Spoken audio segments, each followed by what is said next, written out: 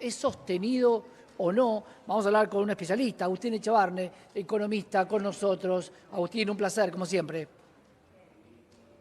Enorme, un ¿Cómo placer charlar estás? contigo. Un placer. Bueno, Muy Agustín, bien. la idea de mucha gente de que la inflación se baja porque hay una recesión. ¿Puede haber recesión con crecimiento económico? ¿Cómo se da esta dualidad? No, en realidad, recesión no hay. El último dato más comprensivo que tenemos es el del EMAE, que salió en junio. En junio nos dio 6,4% de crecimiento interanual. Ahora, eso no significa que todo el mundo lo siente igual en su bolsillo, que es una cosa muy diferente, ¿no? Claro. Entonces, cuando vos tomás toda la economía, hay sectores que están andando mejor que otros. Por supuesto, hay una explosión de crecimiento en lo que es el gas, el petróleo, lo que es vaca muerta. En minería empieza a haber inversiones que van a ser, pero todavía son incipientes, va a ser muy fuerte para el año próximo, los años siguientes. Estás teniendo ahora, tenemos superávit energético cuando antes teníamos déficit energético. Después tenés el campo que comparás contra el año anterior y vas viendo ahí, por ejemplo, la carne que está bien, el consumo de carne incluso está 5% arriba, que por supuesto también depende de los sectores, porque subió mucho también lo que es carne aviar y porcina, ¿no? Entonces ahí te vas viendo cada sector. En conjunto, 6,4% de crecimiento interanual, digamos, hasta junio. Después en julio hubo un mes negativo que sigue teniendo cifras interanuales positivas. Ahora eso no implica, no puedes llamar recesión. Desde el punto de vista técnico, para llamar recesión serían 2 trimestres consecutivos de caída. Es decir, que un solo mes negativo, eso no significa mucho. Claro. Lo que sí es más preocupante, te diría, o que algunos obviamente están mostrando con preocupación, es el aumento de las tasas de interés. Y eso sí puede generar una complicación si se mantuviera en el tiempo.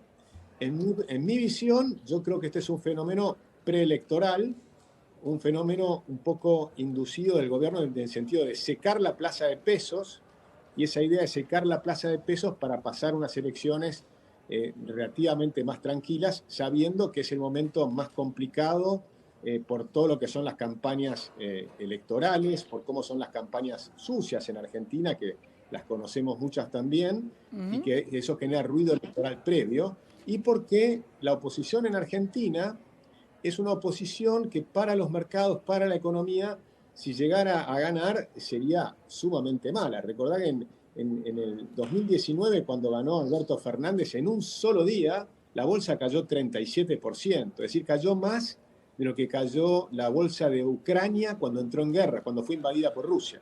Es decir, que la sensación de que si gana la oposición sería un desastre, bueno, eso es lo que provoca el clima preelectoral, que yo creo que se va a superar una vez que lleguemos a octubre y haya pasado las elecciones de septiembre y de octubre.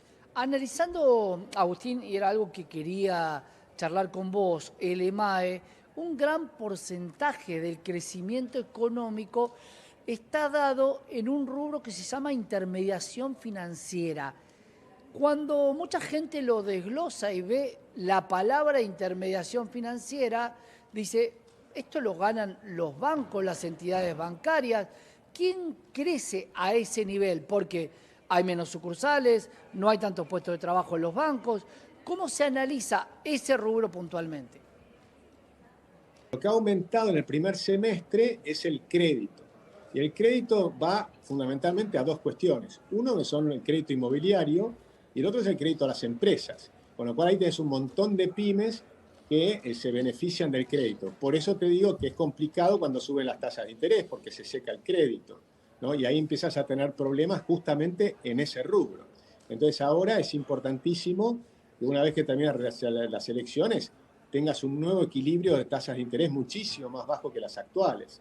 Las actuales son insostenibles, eso es clarísimo.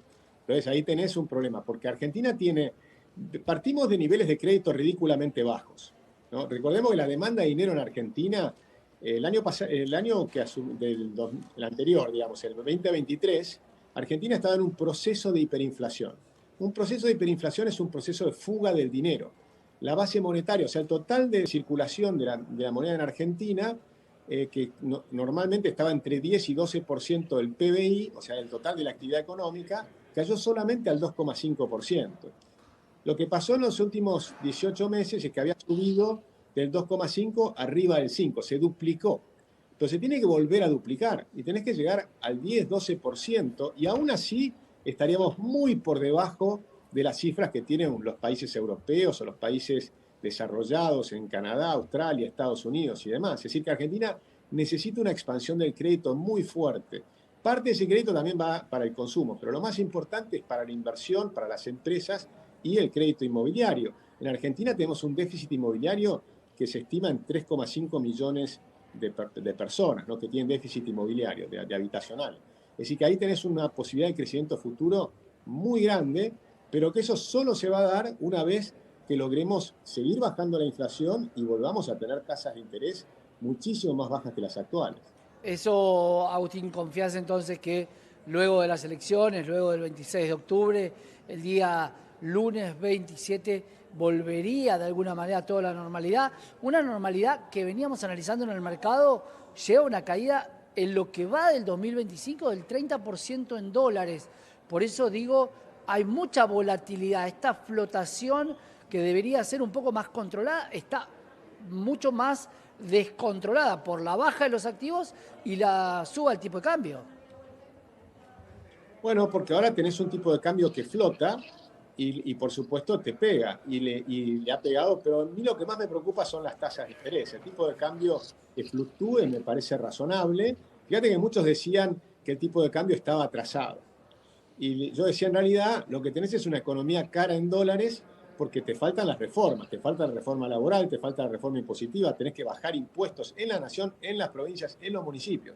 Ahora, después se devalúa el tipo de cambio o se deprecia el tipo de cambio un 10%, toda esa gente debiera decir, bueno, ahora está un poco mejor. Y sin embargo, vuelven a estar más preocupados por lo contrario, ¿no? Porque se te devalúa, entonces se asustan. Claro. Porque tenemos una historia que nos pega en Argentina, que simplemente la historia es real. La historia argentina fue muy mala, ¿no?, en términos financieros, económicos y demás. Yo estoy con enorme tranquilidad, pero mi tranquilidad pasa porque tenemos un gobierno que quiere tener superávit fiscal y eso lo guarda a rajatablas. Entonces ahí me parece que es lo que va a terminar funcionando. En los próximos 2 años yo creo que vas a tener un cambio muy grande en Argentina, porque tenés muchos sectores que van a seguir expandiéndose muy fuerte y además van a ser sectores que van a traer muchos dólares a la Argentina. Tanto lo que es la energía, ¿no?, el gas, el petróleo, la minería. O sea, el gas y petróleo va a ser equivalente a toda la pampa húmeda, a todo el campo. Y luego la minería también va a ser equivalente a todo el campo. Así que vas a tener como que multiplicaste por 3 la influencia de dólares en el campo argentino. Y eso va a ocurrir en los próximos años. Por supuesto, no pasa de un día para el claro, otro, no ¿no? pasa Esto de lleva inmediato. años. No pasa de Claro, inmediato. lo que yo creo que viene, sí vas a tener un dato que yo sigo mucho, es el total de la deuda consolidada entre el Tesoro y el Banco Central. Eso para mí es el superávit fiscal. Si esa deuda se mantiene, tenés superávit fiscal. Porque además esa deuda yo la mido en dólares. Claro. Pero recordá que tenés una inflación en Estados Unidos. La inflación de Estados Unidos acumulada desde que asumió Milei es del 6%. Si vos mantuviste el mismo nivel de deuda, significaría que en términos reales está 6% más abajo.